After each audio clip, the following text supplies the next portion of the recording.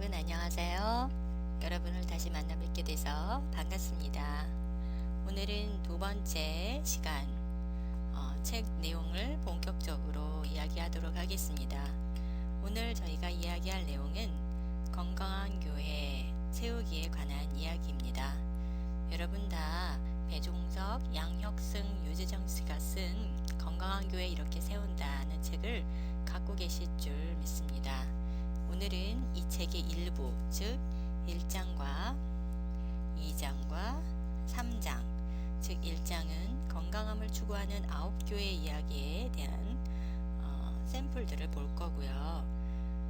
2장은 건강한 교회를 만드는 조직에 관해서 이야기를 나눌 것이고 3장은 핵심 원리에 대한 이야기를 나눌 것입니다. 자, 그럼 1장 건강함을 추구하는 9교회의 이야기 내용을 보시길 바랍니다. 이 책은 3명의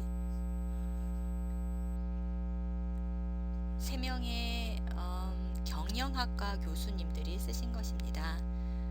크리스찬의 입장에서 또 경영학적인 입장에서 교회라는 조직을 바라볼 때 필요한 내용들을 적은 것인데요. 지금까지 한국교회가 조직적 관점, 즉 경영학적 관점에서 기본적인 기초가 되는 내용들을 중요하게 여기지 않았다는 지적이 있고요. 이것이 충분히 합리적이고 타당한 내용들이 있기 때문에 책이 교회를 세우거나 또는 기존의 교회를 개혁하거나 변화시키려고 하는 목회자한테는 좋은 지침서가 될 것이라고 믿습니다. 9가지 이야기에서 첫 번째 강동교회 이야기가 페이지 19페이지에 나오고 있습니다. 강동교회는 1997년도에 장로님과 장년 7명이 모여서 시작한 교회입니다. 큰 교회는 아니지요.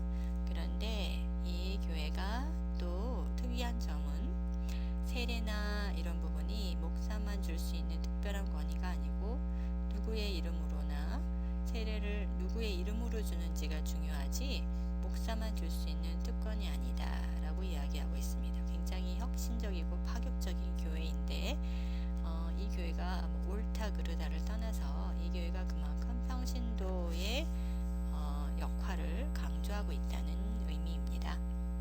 두 번째로는 거룩한 빛 광성교회입니다. 이 가로하고 상식이 통하는 교회를 지향한다고 했는데 이 교회의 규약에서 보면은 22쪽에 담임 목사 정령제 실시, 원로 목사제 폐지, 6년 주기의 담임 목사 신임 투표제, 시무장로 6년 임기제 및 65세 정년제 도입, 이런 안수 집사회 권사의 운영위원자 협의자에게 당회권 자격 부여, 열린 재직회 이런 것들을 도입한 교회입니다. 좀 특이하죠?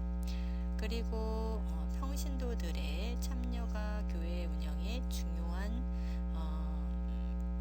부분이고요. 중요한 의사결정 과정에 평신도들이 참여하게 되어 있는 교회입니다. 세 번째로는 나들목교회, 성경적이며 현대적인 도시 공동체를 꿈꾼다는 교회이고요. 이 교회의 특징은 찾는이 중심이라는 것입니다. 25쪽에. 그래서 문화의 모든 코드가 이 교회를 찾는이 중심이다 라는 것입니다. 그리고 이 교회는 가정교회를 추구하는데 가정교회 연합이 나들목교회라고 볼 수 있습니다. 가정교회의 목자에게 상당히 많은 자율권이 부여되고 있고 가정교회 안에서 성만찬이나 아니면은 중요한 가정 예배들이 진행되고 있습니다. 28쪽에 다음으로 나오는 교회가 다운교회. 다운이다. 하나님과 사람 앞에 낮아진다는 의미로 다운 커뮤니티 처치라고 시작을 했고요. 이 교회의 특징은 교회 조직이 팀제로 운영되고 있다는 것이고 공식적인 재직회가 없으며 구역장 모임이 이를 대신하고 있다는 것입니다. 그리고 안수집사 제도도 없다는 것입니다. 교인 스스로가, 즉 평신도가 목회자한테 의존하는 신앙이 아니라 스스로 건강한 신앙생활을 할 수 있어야 한다는 점에서 큐티를 생활하고 있다고 볼 수 있습니다. 다음에는 분당에 있는 샘물교회인데 존재의 목적이 이끌어가는 교회라고 해서 교회가 지금까지 3단계의 변화를 경험했고 건강한 교회를 위해서 초기에 그 끊임없이 자신의 틀을 바꿔가는 이 변화를 계속 일궈내는 교회입니다. 이 교회는 특이한 점이 32쪽에 보면은 투명한 이제 요결권을 운영 시스템을 구축하면서 정해진 예산 범위에서 평신도 팀장에게도 예결산권을 부여하고 재정의 투명성을 위해 복식부기를 도입하고 있다는 것이고요. 서울중앙교회 전통을 비전으로 거듭나게 하는 교회인데요. 교회가 설립된 지 거의 70년이 가까운 오래된 이제 원로교회입니다. 이 교회는 현재의 변화되는 사회에 맞추어서 건강한 교회로 탈바꿈하기 위해서 많은 노력을 하고 있고요. 지역이 그동안에 수십 년 동안 지역 개발로 인해서 지역이 바뀌지만 사람들이 많이 모이는 교회로 옮겨가는 유혹을 벗어버리고 교회가 세워져 있는 그 지역 사회를 섬기려고 노력하는 형태로 교회의 지향점을 바꾸는 교회이기도 하지요. 그 다음 성안교회는 오랜 전통교회인데 역시나 71년에 설립돼서 50여 년 된 교회인데요. 역시 현대의 변화되는 시점에 맞춰서 가정교회로 체질을 완전히 개선해서 이제 개선된 교회입니다. 귀하게 살아있는 언덕교회는요. 모든 회의록과 재정보고서를 홈페이지에 게시하고 있고 그리고 교회 운영과 관련된 모든 결정사항을 누구든지 볼 수 있게 투명하게 운영하고 있습니다. 교인 총회라는 것도 있고요. 조직을 좀 특이하게 규정하고 있고 그 다음에 와싱턴 한인교회는 미국에 있는 와싱턴에 있는 교회인데요. 계속 장기 계획을 세워내면서 5년 장기 계획을 3번에 걸쳐서 이루어냈고 각 5년마다 사회와 교회 역할들을 새롭게 분석하고 또 고민하면서 교회의 의미와 목표를 계속 발전시키고 또 새롭게 하는 교회입니다. 자, 9가지 교회가 너무 좋은 교회라고 하는 것은 아닙니다. 그렇지만 각 교회마다 시대의 요구에 맞춰서 도전하고 변화하려는 몸부림이 있다는 의미로 이 9교회는 충분한 그 샘플이 될 의미가 있다고 보고요. 9교회가 주는 의미가 무엇인가? 자, 잘 보시고요. 이것이 이제 퀴즈 중에 하나입니다. 교회는 우주적 또는 본질적으로 동일한 원리로 운영된과 동시에 개체교회의 특수성을 고려해야 합니다. 모든 교회는 동일한 원리가 존재하지요. 그렇지만 또 개체교회만의 특수한 점들이 반드시 있습니다. 이런 것들을 고려해야 된다는 것이고요. 또 이런 9가지 사례 교회들을 통해서 한국교회의 사회문화적이며 역사적 배경을 전제로 한 사역 및 조직 특성을 엿볼 수 있다는 것이죠. 자, 그렇다면 한국교회는 결론적으로 1장을 정리해보면은 이것도 또 퀴즈 내용입니다. 한국교회는 한국적 특성에 적합한 사역이나 조직 모델이 필요하다고 볼 수 있습니다. 이 콤마 안의 내용을 잘 적으셔서 나중에 퀴즈에 답하시기 바랍니다. 한국교회는 한국적 특성에 적합한 사역이나 조직 모델이 필요합니다. 자, 2장으로 넘어가 볼까요? 자, 이번엔 조금 이제 원론적인 내용이 계속되고 있습니다. 우리가 건강한 교회다라고 말할 때 무엇을 가지고 건강한 교회라고 말할 수 있을까요? 이 책에서는 2가지 차원의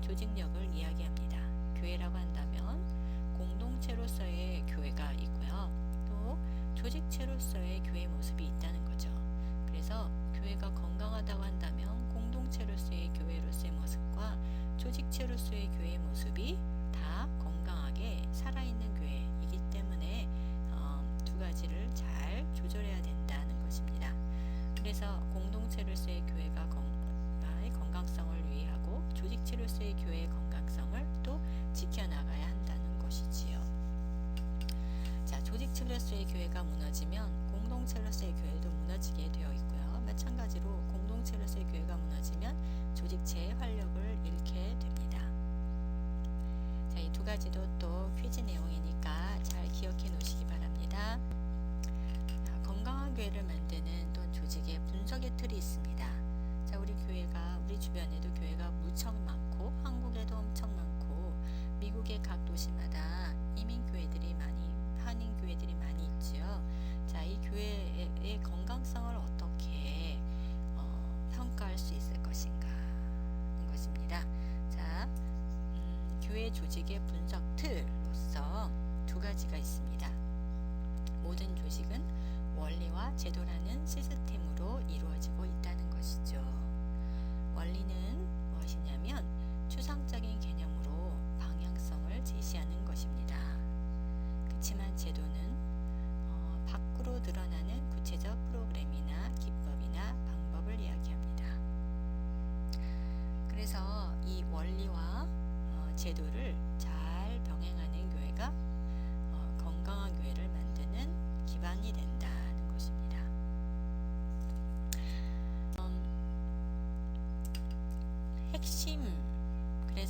핵심 원리들이 제대로 작동하려면 구체적인 비전이 있어야 하고요. 교회의 내부 환경과 외부 환경에 적합하게 올바른 전략적 방법을 선택해야 합니다. 또한 예배, 교제, 선교와 봉사, 교육이라는 교회의 본질적 사역이 일어나야 합니다. 자, 이런 핵심 원리가 교회의 건강성을 제공하는 방향을 제시하죠. 그래서 핵심 원리를 작동시키는 구체적 비전. 자, 콤마의 내용을 잘 적어보셔요. 퀴즈 내용입니다.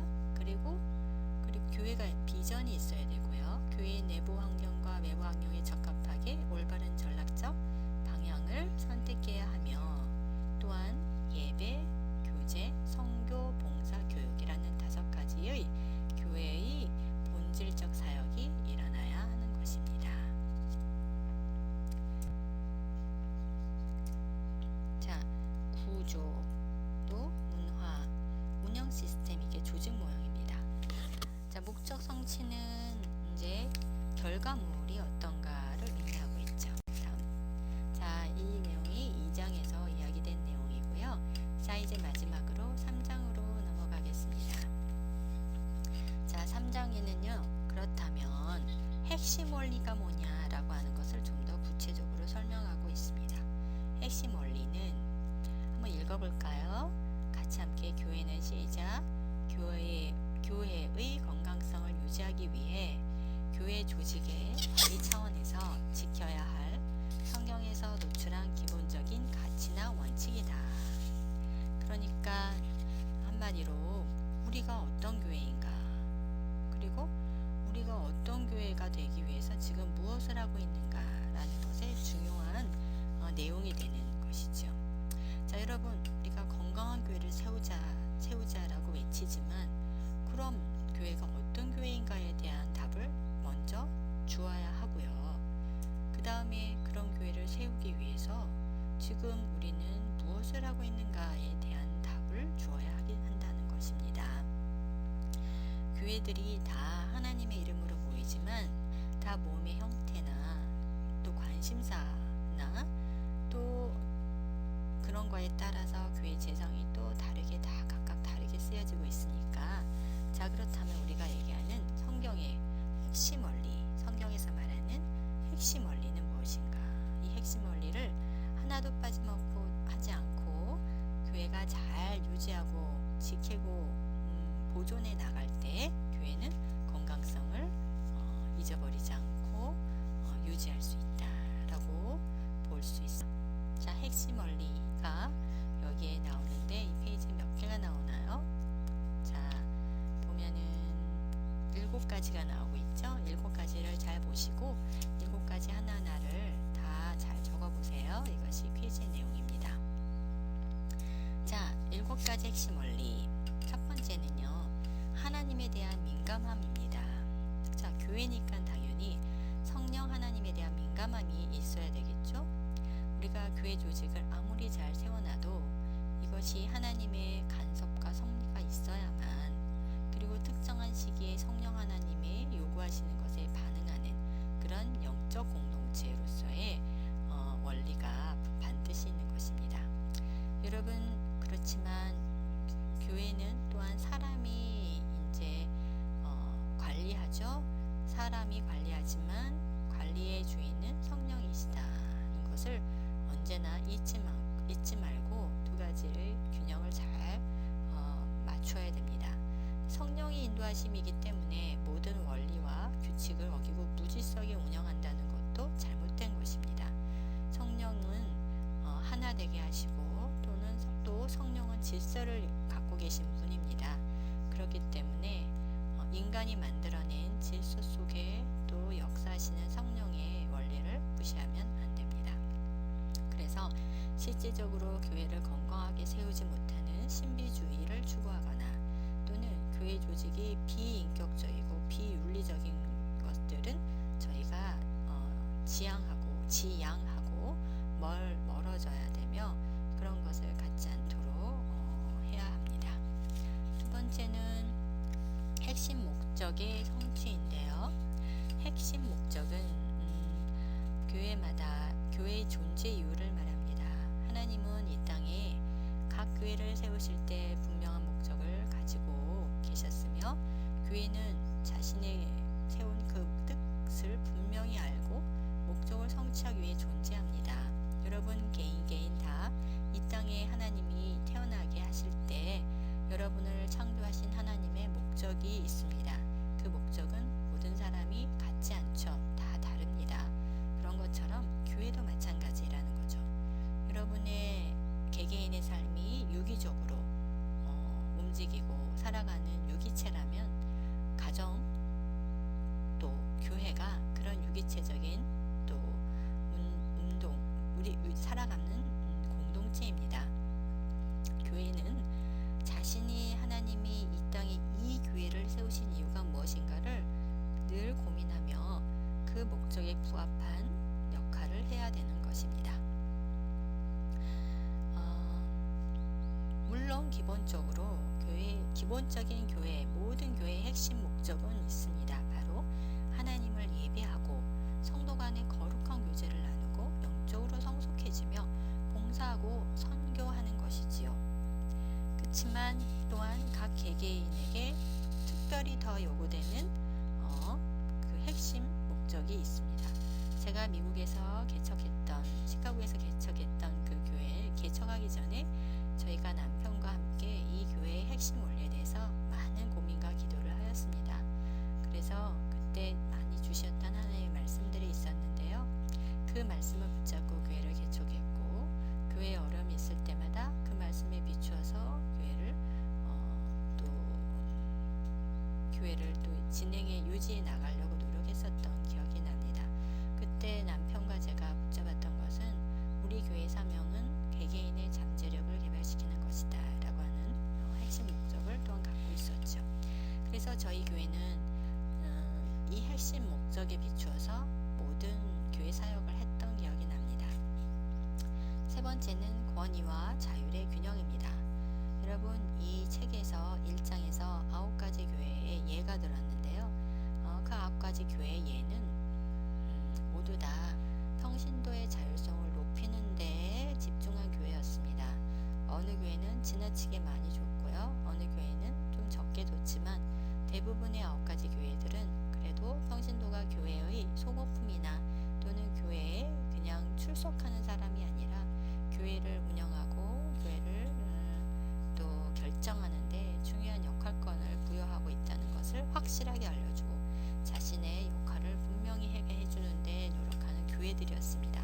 자, 지금 지금까지의 한국 교회들은 건의가 지나치게 강요됐다고 한다면 이제부터의 교회 그건 아니고요. 이제 또 새롭게 이제 부각되어지는 교회는 평신도의 자유권을 좀 더 주는 교회라고 볼 수 있죠. 어쨌든 이 두 가지는 균형을 이루어져야 되는 것은 분명합니다.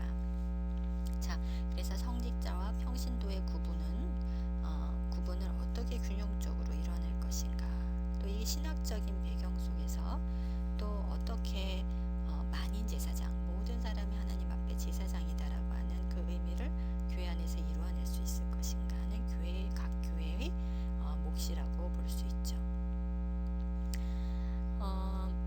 그리고 교회 리더십 부분에서도 마찬가지입니다. 목사나 또는 전도사나 같은 그런 목회자적인 리더십과 또 평신도 리더십, 장로나 권사나 또는 교사나 이런 집사나 이런 분들의 리더십은 각각 다 하나의 리더십으로 이제 모아지고 통일되어야 하죠. 그렇지만 각 리더십에는 또한 그 사역을 감당하기 위한 또한 권위가 필요한 것이고요. 자, 네 번째로는 상호적 섬김과 공동체성입니다. 자, 섬김이라고 하는 것은 혼자서만 하는 것이 아니고 모든 사람이 다 함께, 모든 성도가 서로 같이 하는 관계라는 것이고요. 그리고 모든 성도는 서로를 위해서 서로가 희생하는 관계임을 강조하는 중요한 이제 원리 중에 하나입니다. 그래서 근데 이제 우리가 교회에서 공동체성의 차이가 있는 두 가지 좀 문제가 있는 현상이 뭐냐면, 공동체를 강조하면서 개인의 인격이 무시되고 전체만 중요하게 되는 어떤 집단주의적인 형태가 있고요. 또 하나의 왜곡된 현상은 개인이 너무 강화되어서 누구도 교회 안에서 사생활을 드러내지 않고 겉으로만 보이는 권면이나 교제를 드리고 예배만 드리고 피상적 교제를 하는 것으로 만족하는 데 있습니다. 이 두 가지는 둘 다 치우치지 않도록 극복해야 합니다. 우리의 신앙 공동체는 어떻게 하면 개개인의 익명성이 보장되면서 또 그렇지만 어떻게 하면 자신의 삶의 중요한 부분들을 또 드러내고 공유하면서 함께 한 가족으로 일궈가는 공동체를 이룰 것인가에 대한 고민을 가져야만 합니다. 다섯 번째는 유기적 연계성과 공유의 원리입니다.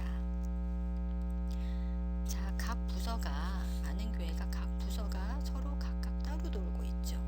그래서 예산을 편성해서 제출하면 그 예산 안에서만 열심히 씁니다.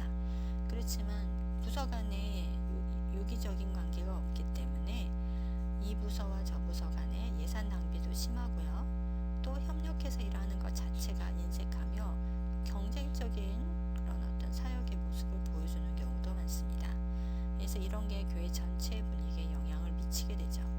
그래서 우리는 한 교회는 그 안에 각 조직들이 한 교회의 각 몸이라고 생각하고 또 그 각 몸이 서로의 몸들을 위해주고 세워주며 또 그걸 통해서 한 그리스도의 몸된 교회를 이뤄간다라고 하는 그런 연계성을 가져야 된다는 것입니다. 여섯 번째는 보편적 교회입니다. 그렇다면 교회 안에서의 조직들이 서로 함께 한 그리스도를 만들어 간다면 좀 더 거시적인 넓은 관점에서 본다면 한 교회들이 다 예수 그리스도의 큰 몸이라고 하는 몸을 이루는 하나의 조직된 교회라고, 그러니까 하나의 부분된 교회라고 볼 수 있습니다. 그렇기 때문에 이런 보편적 교회, 보이지 않는 모든 교회들이 하나가 되어 그리스도의 몸을 이루는 그 교회를 일궈가는 이 작은 교회들이 서로 하나의 부분된 교회들이 로컬 교회라고 그러죠. 영어로는 지역 교회들이 서로 다른 교회들을 돕고 세우는 건강한 연합 활동을 하는 것은 당연하다 볼 수 있습니다. 개교회의 이익과 개교회의 성장에서 벗어나 이웃교회들을 지지하고 이웃교회가 건강한